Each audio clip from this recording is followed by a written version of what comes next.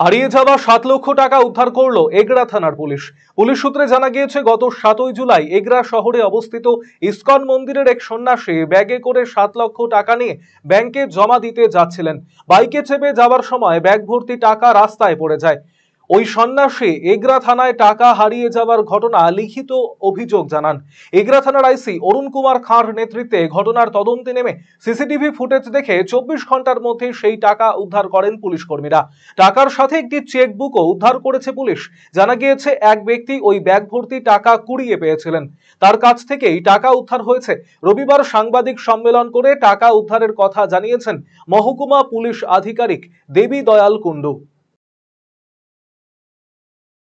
গত 7/7/25 তারিখ আর কি আমাদের যে এগরা ইসকন যে মন্দির আছে, ওনাদের একজন প্রভু ব্যাগ মোটরসাইকেল করে নিয়ে আসছিলেন এবং তার ব্যাগটা খোয়া যায়।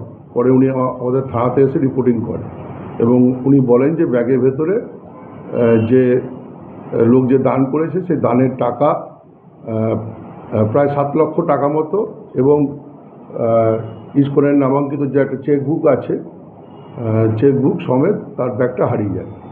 তখন আমাদের এখানে একটা জিডি হয় আর কি। সেই জিডির পরিপ্রেক্ষিতে আমাদের টিম সেটা যাতে খোয়া যাওয়া ব্যাগটা যাতে এবং টাকা যাতে উদ্ধার হয় তার জন্য তারা বিভিন্ন জায়গায় করে। আমাদের যে ইলেকট্রনিক যে ডিভাইস আছে, সেই ডিভাইসের মাধ্যমে আমরা দেখতে পাই যে একজন ব্যক্তি সেই ব্যাগটা পেয়েছে আর কি। তখন আমরা সেই ব্যক্তি যে পেয়েছে তার মোটরসাইকেল তার ছিল, সেই মোটরসাইকেল নাম্বার ধরে আমরা সেই ব্যক্তির খোঁজ পাই এবং তিনি ওই ব্যাগ সমেত আর টাকা যে ছিল পুরোটাই আমাদের কাছে তিনি ফেরত দেন। রায়গঞ্জবাসীদের জন্য সুখবর, যারা দীর্ঘদিন ধরে জয়েন্টের ব্যথা এবং হাড়ের সমস্যায় ভুগছেন তাদের জন্য রায়গঞ্জ দিশারিতে আসছেন আর.এন. টেকর হাসপাতালের জয়েন্ট রিপ্লেসমেন্টে ভারত বিখ্যাত অস্থিরোগ বিশেষজ্ঞ doctor Varun Dutta, MD, DNB. এখন থেকে প্রতি মাসের নির্দিষ্ট দিনে ডাক্তারবাবুকে দেখাতে আজই যোগাযোগ করুন দিশারি হেলথ কেয়ার, উকিলপাড়া, রায়গঞ্জ শাখায়। যোগাযোগ করুন 7477785509, 7477785512 এই নম্বরে। এবার সত্যিই কি পরিবর্তন হবে? না, এবার একটা পরিবর্তনের দরকার।